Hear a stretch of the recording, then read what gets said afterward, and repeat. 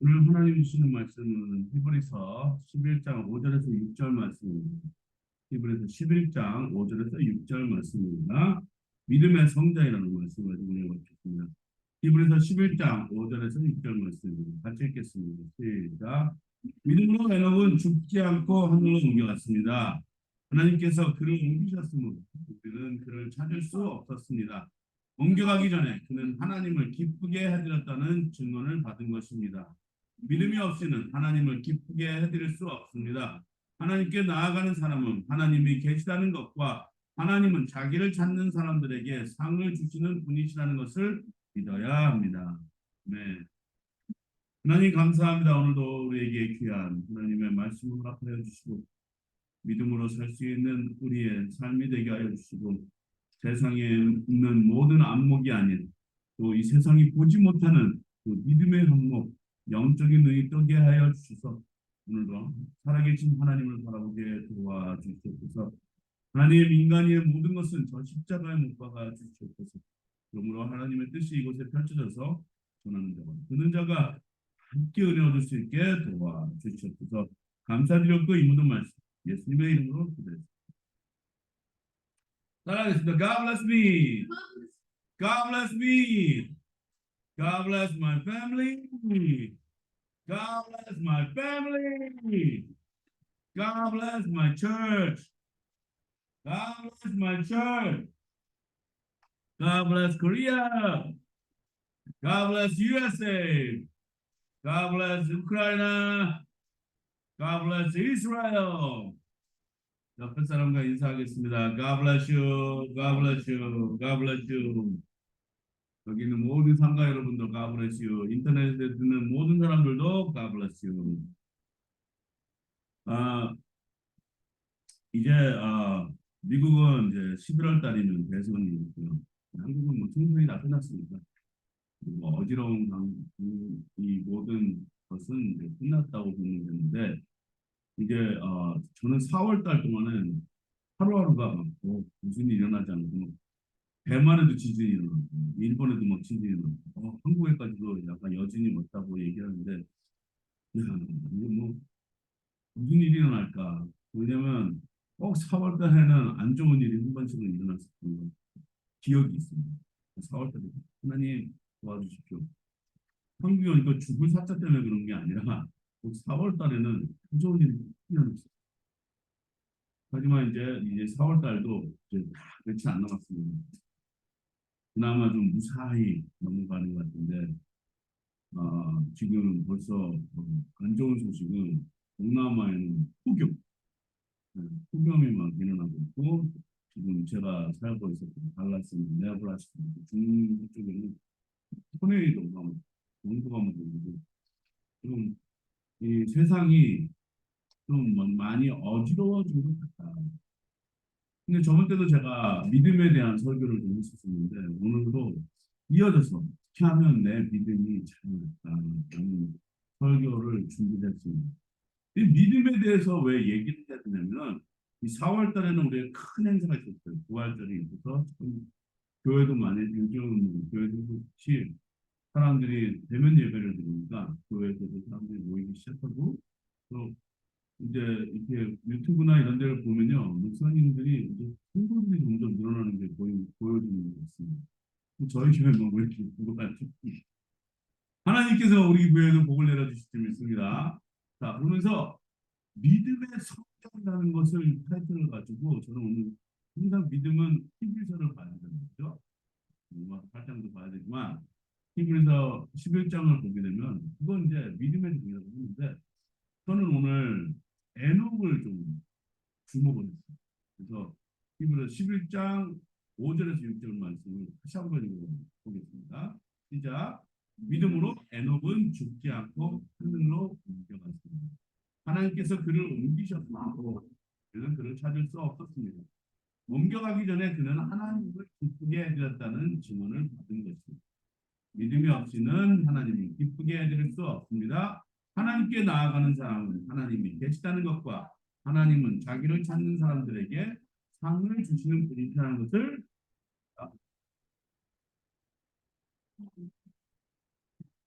이 성경에 에녹을 보면요. 에녹은 딱 두세 줄밖에 없어요. 에녹이 낳은 아들이 있어요.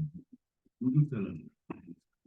성경에서 가장 오래 산 사람으로 기록이 되어 있습니다. 무드셀라를 낳고, 근데 에녹은 하나님과 함께 동행하였다라는 딱 한 줄, 네, 딱 한 줄이 창세기에 쓰여져 있습니다. 그걸 보고서 이 히브리서의 저자 사도 바울이 누군지는 모르지만 저는 사도 바울입니다.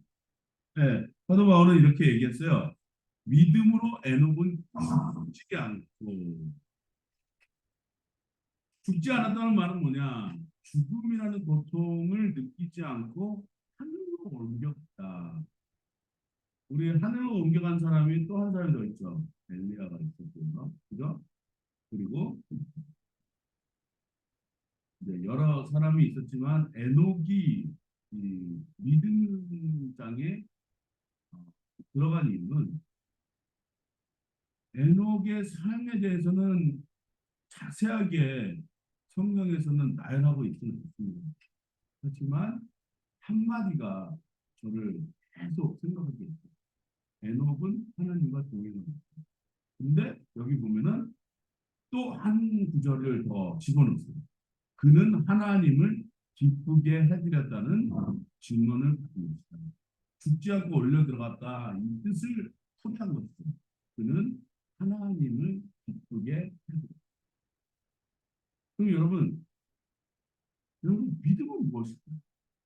믿음. 믿음은요,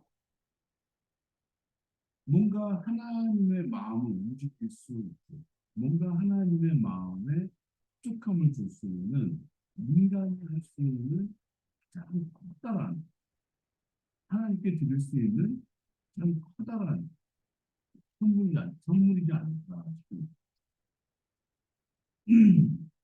저는 어, 신뢰를 굉장히 중요시 여깁니다. 근데 요즘 우리 한국에서 교회에 대한 그 신뢰에 대해서는 사람들은 다 고개를 갸우뚱하는 것 같습니다. 왜냐? 옛날에 이제 여기 있는 사람들하고 같이 얘기하는 중에 지금 이 건물을 아, 관리하신 어떤 분하고 오랜 시간을 오랜 시간이 짧은 시간에 커피를 마시면서 짧은 시간을 얘기한 적이 있는데 교회마다 요즘 힘들다. 근데 교회만 힘든 게 아니고 뭐 성도가 힘들다는 얘기를 하면서 이런 얘기를 했어요. 교회마다 힘들다라는 얘기를 하셨습니다. 그 이유인즉슨 이제 더 이상 전도가 힘들다. 전도가 힘들어졌다는 이유는 옛날에는 교회를 세우려면 사람들이 많이 모였어요. 그만큼 하나님이 살아계시다는 걸 믿고 따르는 사람들이 정말 많이 일어났던 한국이었습니다. 80년도, 90년도. 그렇지만 지금은 교회는 많은데 영향력이 있는 교회가 그냥 명맥상의 교회를 유지하는 교회도 참 많이 있어요. 이 얘기는 뭐냐? 교회가 신뢰를 잃었다라는 사람들이 얘기하는 사람이 많아요. 저는 교회를 더 이상 다니질 않습니다. 왜냐하면 그 교회 나가봤자 라는 말들이 시작해요. 내 삶이 달라지지. 옛날에는 교회 나가면 삶이 달라졌어요. 내가 이만큼을 드렸는데 하나님께서 나한테 이렇게 보여주셨다. 이런 간증들이 많이 있는 제가 그걸 많이 봐. 하나님은요, 여러분에게 또 나에게 요구하시는 것이 있습니다. 그것은 여러분이 하나님을 얼마큼 또 내가 하나님을 얼마큼 신뢰하고 있는가. 그럼 오늘 삶을 살면서 여러분이 교회 나가는 이유, 여러분이 또 하나님을 믿는 이유, 여러분이 또 이 신앙을 고집하는 이유를 한번 되새겨 볼 만합니다.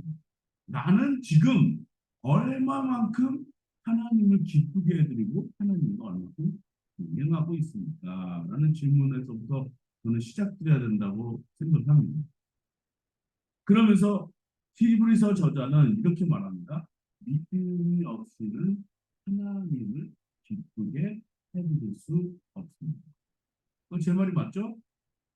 하나님을 기쁘게 해줄 수 있는 이유 중 하나는 우리한테 하나님을 신뢰하고 믿고 따르는 그런 뭐가 있느냐 없느냐 이것이 중요합니다.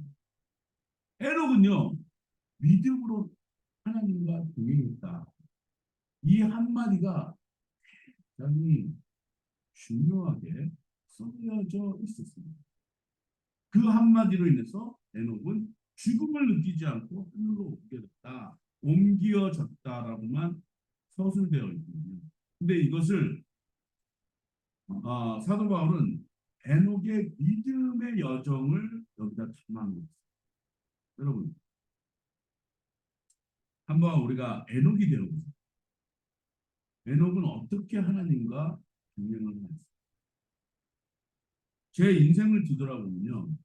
하나님을 부인하려고 노력한 적이 한 두 번은 있었어요. 두 번은 있었어요. 신학교에 가서도 그랬고, 또 한참 뜨거웠을 때도 그랬으며, 여러 번 하나님을 제가 등져보려고 노력을 했었습니다. 근데 매번 그럴 때마다 저를 놓지 않고 붙잡아 주시는 분은 하나님이셨어요. 근데 제가 그때마다 느꼈던 건 뭐냐면 제가 하나님 마음을 크게 했거든요. 그리고 나한테 믿음이 떨어져 있어요. 이럴 때가 있습니다. 그거는요, 진단이 가능한 것은 내가 그동안 하나님하고 얼마큼 벌어받고 있었느냐에 대해서 진단이 나오는 거예요. 그것이 없었더라면 나한테는 아마 하나님을 보여지게 하는, 하나님을 기쁘게 하려고 생각지도 않은 일들을 내 삶에 맞아들이면서 저는 아마 다른 길을 하고 있지 않았을까 생각이 듭니다. 여러분, 여러분은 분명히 이렇게 생각하셔야 돼요. 여기 기쁘게 해줄 수 없습니다. 그 다음 구절을 보시면요. 하나님께 나아가는 사람. 이게 내가 될 수 있고 여러분이 될 수 있고 또 누구도 될 수 있고 우리 딸도 될 수 있고요. 하나님이 계시다. 하나님은 자기를 찾는 사람들에게 상을 주시는 분이시라는 것을 믿으면 하나님이 계시다는 것을 여러분 믿으십니다. 하나님이 계시다는 것을 믿으십니다. 여러분 하나님이 계시다는 것을 믿으십니다. 그러면요 우리는 하나님이 계시다는 것을 믿으면 아침에 일어나자마자 무엇을 해야 돼요? 밤에 잠이 들기 전에 우리는 무엇을 해야 될까요? 하나님을 찾으셔야 돼요. 일어남과 누울 때 그 자리에서 저는 솔직히 매일매일 제단을 섰습니다. 하나님, 내가 오늘 아침에 일어날 때 저는 하나님을 찾습니다. 오늘 깨워주시고 하나님 나 오늘 잠이 우리 가족들에게 소원을 주시고 또 자. 제가 자는 시간은요 9시에서 9시 반 정도 그러면 눈이 감겨요. 그렇지. 밤에 할 일이 별로 없어요. 피곤하니까. 아침부터 새벽부터 일어나서 새벽은 아니에요. 아침 일찍 일어나서 하루 왼종일 일을 하니까 네, 토요일 날도 일을 하고 피곤해요. 너무 잘. 그러면 정말 요즘은 잠이 얼마처럼 들어요. 그 아침에 일어나면 깨우네요. 깨어나서 일어나면 하나님 저 없습니다. 그러면 큐티를 시작하면요. 하나님이 분명히 저한테 그날 말씀하시는 것들이 있어요. 어떨 때는 정말 받아들이기 힘든 말씀이 있어요. 그럴 때마다 하나님 나 좀 깨닫게 해주세요. 성령님 나 좀 도와주세요. 하나님을 인정하고 매번 그런 삶을 살다 보면 저는 그것이 바로 하나님과 동행하는 것이 아닐까 생각이 듭니다. 때로는 하나님이 저한테 제가 감당치 못한 일들을 시키실 때가 있어요. 그것이 제가 교회를 세우는 게 아니라 생각합니다.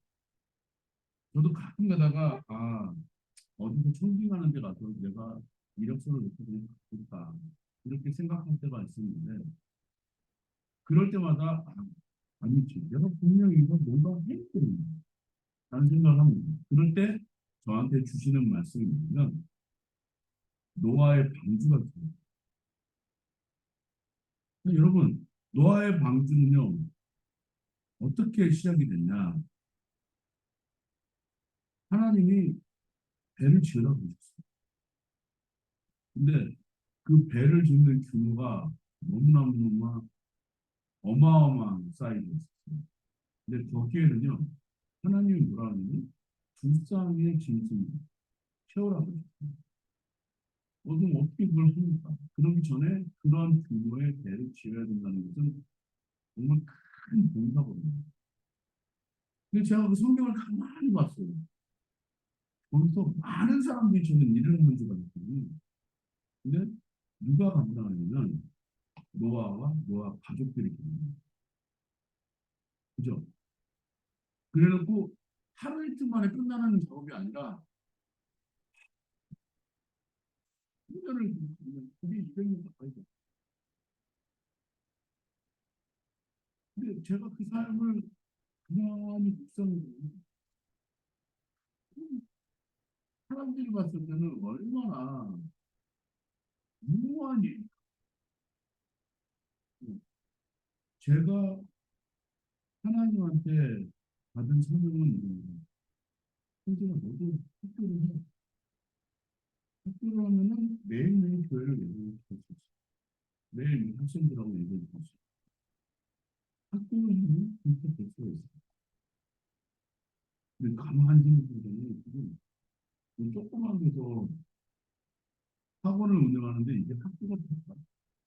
그래놓고 하나님이 저한테 주신 사명으로 인해서 한 발짝 한 발짝 움직이고 있어요. 이걸 뭐 믿음으로 해야 되고 너무나도 막무가내 일인데 어떻게 하다 보면은 내가 이것을 한 사람 두 사람 잘 가르치다 보면은 생겨나 하는 믿음을 가지고 매일매일 믿음. 매일매일 나오는 사람은 저밖에 없는 거고 나가서 기도하고 찬양하고 어떨 때는 저 혼자서 방언기도 하고 박수치기도 하고 울기도 하고 웃기도 하고 다만 사람들이 여기서 쳐다보는 사람들이 있으면 제가 좀 정신 나간 사람이거든요. 하나님을 믿는다는 것은 세상 사람들이 기억하지 못하는 부분이 있어요. 하나님은요, 내가 하는 모든 기도를 들어주십니다. 하나님은 제가 하는 기도를 하나하나서부터 열까지 다 들어주십니다. 제가 그걸 왜 믿고 있냐면 하나님은 살아계십니다. 하나님이 살아계신다는 것을 어떻게 아냐? 제 기도에 응답하십니다. 그래서 누가복음 18장 4절에서 8절 말씀에서는 기도에 대해서 이렇게 얘기합니다. 같이 읽겠습니다. 시작. 그 재판관은 한동안 들어주려고 하지 않다가 얼마 뒤에 이렇게 혼자 말하였다. 내가 정말 하나님도 두려워하지 않고 사람도 존중하지 않지만 이 과부가 나를 이렇게 귀찮게 하니 그의 권리를 찾아 주어야 하겠다. 그렇게 하지 않으면 그가 자꾸만 찾아와서 나를 못 견디게 할 것이다. 주님께서 말씀하셨다. 너희는 이 불의한 재판관이 하는 말을 귀담아 하나님께서 자기에게 밤낮으로 부르짖는 택하신 백성의 권리를 찾아주지 않으시고 보는 체하고 오래 그들을 내버려 두시겠느냐. 내가 너희에게 말한다. 하나님께서는 얼른 그들의 권리를 찾아주실 것이다. 그러나 인자가 올 때에 세상에서 믿음 찾아볼 수 있겠느냐. 제가 하는 기도가 이거예요. 하나님한테 맨날 기도합니다. 하나님 세워주세요. 넘어지려고 하는 거 세워주세요. 하나님 내가 정말 쓰러지려고 하는 거좀 붙잡아 주세요. 하루에도 12번도요. 저는 포기하고 싶은 때가 많습니다. 주위에 있는 모든 사람들 어떤 사람도 저한테 이런 말도 하거든요. 예수 믿는 사람은 잘 안 돼요. 그리고 어떤 사람은 또 저한테 목사님은 언제 잘 돼요? 이렇게 말하는 사람도 있어요. 근데요. 저는 이 과부처럼 하나님한테 매달려요. 하나님, 나 어디 있습니다. 여기서 그냥 미련하게 하나님만 붙들고 이 재판관이 하나님이시라면 저는 하나님한테 매일 매달리고 하나님 박수 치면서 막 기도합니다. 하나님 저 좀 붙잡아 주십시오. 제가 이제 1년에 한 번씩은 우리가 오산리 기도를 했어요. 어떤 여자 목사님이 했던 그 설교가 아직도 기억이 나요. 그 여자 목사님이 뭐라고 설교를 하시냐면 오늘 제가 설교문을 준비해 갖고 왔는데 오늘 많은 분들을 보니까 제가 오늘 이 설교를 하지 않고 제 얘기 좀 하겠습니다. 그리고 여자 목사님이 자기 얘기를 하는 거예요. 그러니까 준비하지 않은 말을 한 거죠. 그 설교문을 놓고 뭐라고 말씀했냐면 우리 가족이 이렇게 옛날에는 어머니들이 자녀들을 많이 낳았거든요. 요즘은 자녀 낳기 쉽지 않잖아요. 옛날에 자녀를 많이 낳았어요. 근데 이상하게 한 명씩 한 명씩 죽더래요. 병을 알아서 죽든지 뭐 그렇게 알아서 뭐 이렇게 다 죽더래요. 그러니까 뭐라 그러냐 사람들이 이제, 이제 그만 얘기 나시고 그만 가지 말해주시고 교회 나와서 한번 하나님한테 기도해보지 않겠냐. 그러니 어머니가 맨날 기도를 하셨대요. 하나님, 정말 여기 다 죽어가는데 이제 맨날 안 남았습니다. 얘네들만 좀 살려주십시오. 그래놓고 맨 기도했대요. 매달렸대요. 그냥 어떻게 기도하는지도 모르고 그냥 자기 자식 좀 살려달라고 막 기도하셨다는 거예요. 그래놓고 남은 게 세 자녀가 남았어요. 많은 자녀를 낳는데 그래놓고 자기 얘기하고 또 이제 자기 언니 동생들 얘기하면서 언니 동생을 세 사람 얘기하면서 이렇게 말했습니다. 죽자 살자 매달렸더니 생이 거졌는데 그 생들이 나중에 다 살렸어요. 죽기 살기로 매달렸더니 다 살려주셨어요. 하나님이 그렇게 자기네 가족을 포기하지 않으시고 인생을 돌보았었다고 합니다. 그러면서 자기같이 정말 미련한 자는 목사가 되게 해주신 은혜를 주셨어요. 여러분 오늘 여기 나오셨어요. 우산리 기도하는요. 옛날에는 지금은 사람들이 많이 모이지 않습니다. 옛날에는요. 그 베들레헴 성전 가면은 사람들이 그 거의 바닥에 걸려서 바로 왼쪽을 찾아서 기도하고 있어요. 오늘 한번 매달려 보십시오. 주여 주여 하면서 매달려 보세요. 기도하자는 거예요. 그랬더니 무슨 일이 일어나? 그랬더니 무슨 일이 일어나냐면 그날 정말 저도 그때 몸 모아놓고 하나님 나 좀 살려주십시오. 나 좀 붙잡아 주십시오. 근데 제가 여의도 승포 구리성전에서 신고할 텐데 엄청 기도 많이 했었어요. 몸이 터치라고. 하나님 나 좀 붙잡아 주십시오. 그때도 힘들고 지금도 마찬가지입니다. 하나님 여러분 불의한 재판관도 자꾸 과부가 와가지고 나좀 도와달라고 그러니까 귀찮아서 도와주잖아요. 근데 우리 하나님은 그렇지 않아요. 7절 보겠습니다. 하나님께서 자기에게 문낫으로 부르짖는 택하신 백성의 권리를 찾아주지 않으시고 모른 체하고 오래 그들을 내버려 두시겠네요. 그래서 예수님이 결론은 내가 너에게 말한다. 하나님께서는 얼른 그들의 권리를 찾아주고 그러나 인자가 올 때에 세상에서 믿음을 찾아볼 수 있겠느냐? 라는 질문을 던졌습니다. 인자가 세상에 올 때에 세상에서 믿음을 찾아볼 수 있겠느냐? 우리나라도 이제 한 부흥의 그 어떤 시절이 지나가고 다들 안 나가 성도로 교회 안 가는 분들이 많이 생겼어요. 그리고 MZ 제너레이션은 교회를 믿는 게 아니고 오히려 돈을 믿기 시작했어요. 이제는 목사님들도 주식 투자하시고 목사하시는 분들도 있어요. 살아남기 위해서는 어쩔 수가 없는 거예요. 그렇지만 우리 교회나 사람들한테 우리가 지금 하나님께 보여드려야 할 것이 무엇입니까? 그 믿음입니다. 세상에서 믿음을 찾아볼 수 있겠는가? 이건요, 지금 저한테 물으시는 거지 여러분한테 물어보시죠. 세상에서 믿음을 찾아볼 수 있다.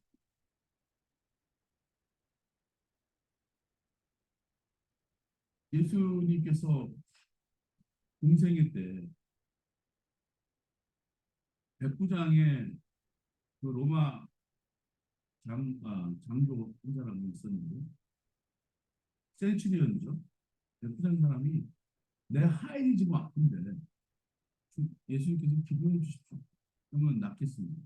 그래, 내가 너희 집에 가야 되겠다. 어휴, 제가 당신을 모셔드리기 너무나도 부담감이 있어요. 그냥 저도 군인처럼 군인에 있으니까 이렇게 명령 이쪽으로 가라. 군대들한테 명령해서 이쪽으로 가라 그러면 이쪽으로 가고 저쪽으로 옮겨라 그러면 저쪽으로 옮기는데 주님께서 말씀을 하시죠. 그러면 내 하인이 낫겠습니다. 예수님이 뭐라 하냐면 내가 이스라엘에서 이만한 믿음을 본 적이 없다. 하나님은 분명히 예수님을 통해서 믿음을 드러내시는 일들이 참 많아요. 하나님의 나라에서 믿을 것이 너무나도 많아요. 여러분, 오늘 여러분 육안이 열리는 것이 아니고 영안이 열리십니다. 믿음은요, 어떤 것이냐? 조용기 목사님도 그러시죠. 밧줄을 내시면 우리 육안으로 볼 수 있는 밧줄은 우리가 잡을 수 있는 생명줄이라고 잡을 거라고. 또 쇠막대기를 줘도 잡으면 그 쇠막대기는 우리가 잡을 수 있으면 살 수 있다라는 막대기도 이 사람은 육안으로 볼 수 있는 거예요. 하지만 믿음이 자체는 보이지 않는 그 쇠막대기와 밧줄이라는 거예요. 보이지 않는 것이 영원한 것이에요. 눈으로 볼 수 있는 건요, 밧줄도 사라질 수 있고요, 쇠도 없어질 수 있다는 거죠. 그 뒤에 있는 것들을 보셔야 세상에서 믿음을 찾아볼 수 있겠느냐? 지금은 이 말씀이 지금 예수님께서 살아계시는 지금 나한테 여러분에게 지금 하시는 말씀. 보이지 않는 것을 믿는 것이 복되도다 그랬습니다. 보이는 것은 잠깐요, 보이지 않는 것은 영원하다고 그랬습니다. 여러분 매일매일 걸어갈 때 저는 우리 걸어오는 시간이 참 많은데 걸어올 때마다 그 기분에 만나는 사람들이 있어요. 안녕할 때 우리가 고기 좀 안 하자면 이 사람 너 언제 그 사람 같은 거 계속 네, 데리고 다니면서 제가 마음이 저분들 하나님 만나고 나는 지금 교회 가고 기쁜 마음으로 주교회 가고 있는데 저분들은 직방에 들고 산에 가고 있습니다. 하나님 나도 믿음의 고난의 그 산을 걸어가지고 하나님 나 좀 만나주시오. 저분들도 산에서 건강 찾자고 지금 찾고 있고 그 마음으로 하나님을 찾습니다. 건강도 또 구도 얻을 수 있고 또 지금 힘이 드는 이 지금 보릿고개 같은 상황에도 희망이라는 걸 볼 수 있는데 여러분 하나님의 사람 그걸 보지 못하고 산에 가고 있습니다. 저들이 하나님을 좀 믿고 보이는 밧줄만 잡지 말고 보이는 쇠박대기만 잡지 마시고 여러분이 보이지 않는 하나님을 붙잡으셔야 됩니다. 시간이에요.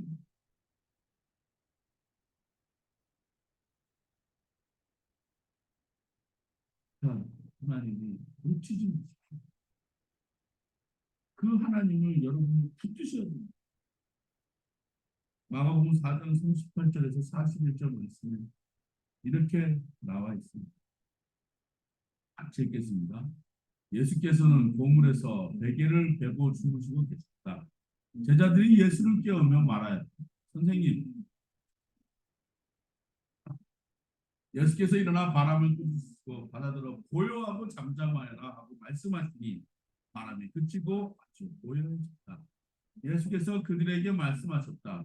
왜들 무서워? 아직도 믿음이 없느냐? 그들은 큰 두려움에 사로잡혀서 서로 말하였다.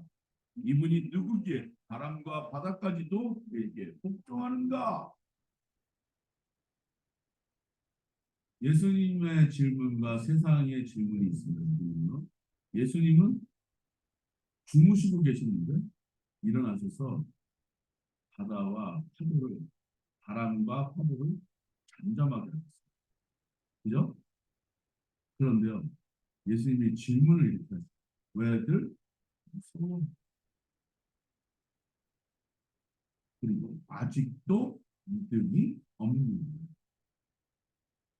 제자들한테 하신 말씀. 왜들 무서워하냐? 아직도 믿음이. 근데 제자들은 이런 질문을 해요. 이분이 누구시기에 바람과 바다까지도 그에게 복종하는가? 라고 질문합니다. 예수님이 왜들 무서워하느냐? 아직도 믿음이 없느냐? 그러면은 이제는 예수님이 잠잠해 주셔서 무섭지 않습니다. 그리고 이제 믿겠습니다. 이렇게 나와야 돼. 답을 해야 되는데 오히려 질문합니다. 큰 두려움에 사로잡혔습니다. 무엇 때문에 두려움에 사로잡혔습니까? 아까는요. 눈에 보이는 바람과 파도의 그 무서움에 두려움이 있었는데 지금은 두려움의 대상이 바뀝니다. 예수님이 두려움입니다. 나랑 같이 있던 예수님이 사람들 이렇게 세워주시고 절반을 이렇게 세워주시고 눈먼 자가 크게 하고 뭐 어떤 그 기사와 이적들을 일으키시면도 불구하고 그 믿음을 이 사람들이 더 가졌어야 되는데 지금 상황, 자기네들이 상황에서 일어나는 이 상황에서 어떠한 믿음이 없이 그냥 예수님을 깨웠더니 예수님이 권능을 나타내죠. 그래놓고 두려워요. 여러분, 이 얘기는 뭐예요? 분명히 하나님은 지금 한 사람이 두려워하는 것이 있어. 전쟁 나면 어떡하지? 지금 물가라든지 뭐 이런 상황들은 이거 어떡하지? 그리고 막 이런 일들이 있어요. 나도 그런 상황을 보면요. 저도 막 믿음이 흔들릴 때가 있어요. 이거는 사단이 여러분들을 좋아하는 상황으로 몰아가는 거예요. 이거 어떡하지? 저거 어떡하지? 그러니까 교회 나오셔. 그러니까 하나님 믿으셔. 그러니까 하나님 붙잡으셔. 보이지 않는 하나님을 믿으셔. 지금 저렇게 보여지잖아요. 그럼 여러분 지금 모세에게 하나님 당신의 영광을 나에게 보여주십시오. 그랬더니 나를 본 사람 중에 다 죽는다. 하지만 내가 지나갔더니 너는 뒷모습만 봐. 그 뒤에 영광의 모습만 봐도 우리 인간은요 두려울 수밖에 없어. 우리가 두려워야 되는 것은 이 상황들이 아니다. 우리가 두려워야 되는 건 우리 건강 문제가 아니다. 우리가 두려워하는 게 우리가 갖고 있는 모든 상황 속에서 그 불안함이 아니다. 우리가 두려워야 되는 건 하나님의 법입니다. 하지만 그걸 보는 순간 우리는 평안이 없다. 이분이 누구기에 바람과 바다까지도 그에게 복종하는가? 여러분 질문하시는 하나님의 과연 누구시고 예수님의 누구시고 성령님의 누구시기에 지금 내 상황에 있는 모든 풍랑과 어려운 역경, 고민거리, 정말 걱정거리, 근심거리 이런 것들을 다 잠잠하게 만드신 분이 하나님이시고 그분을 두려워.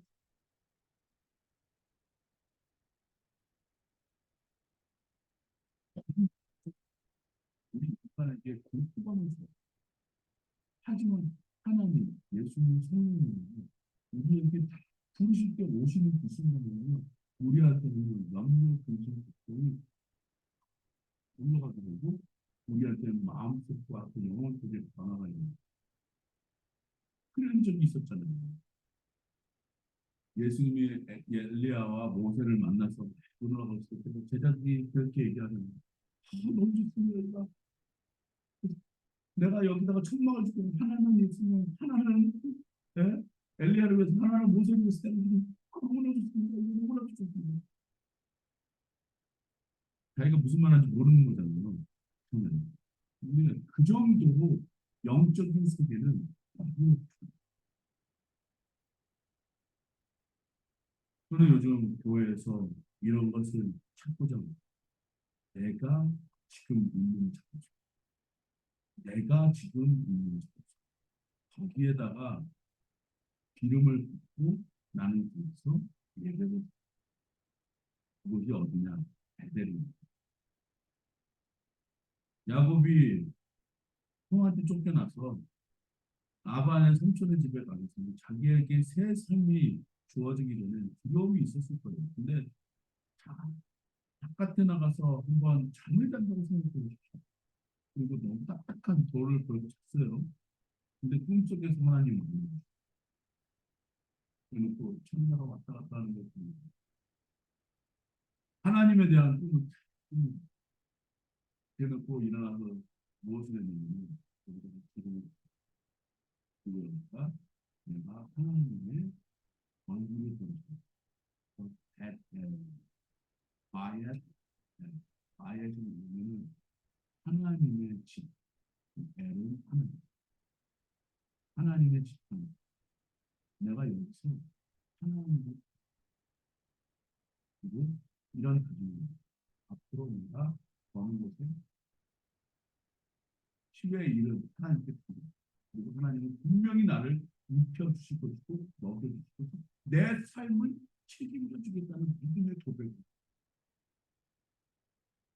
그리고 또 다른 바보의 일을 어떤 선지자가 있었어요. 바보한테 얘기했는데 너희 집에 남은 가루와 기름으로 떡을 만들고 그렇게 얘기했더니 바보가 어떻게 가난하고 찢어지게 가난한데 예?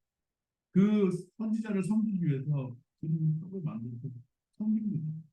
마지막 음식을 드는 거거든요. 그거 드렸을 때 의사가 이렇게 가서 그 병을 갖고 와. 그 병을 갖고 왔더니 무슨 일이 일어났어? 그 병에 있는 기름이 떠가지고 자, 이 기름으로 떡 만들어가지고 너가 조금 살고 볼수 있어. 자, 하나님은요, 지금 이때에 여러분에게 기적을 보여주시고 네, 저희도 그럴 때가 너무나도 많아.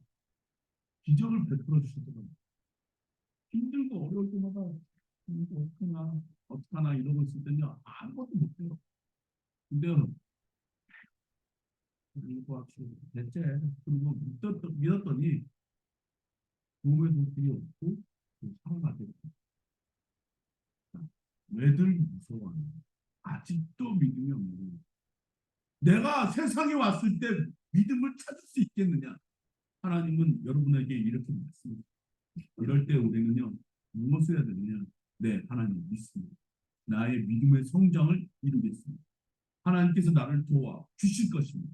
하나님께서 나를 입혀주시고 먹여주시고 나를 책임져 주실 것입니다. 나는 고백의 성장을 하나님 옆에 들으시는 그러면요 분명히 지금 여러분이 보이지 않는 그 세계, 그 영적인 세계에 여러분이 들어가실 수 있습니다.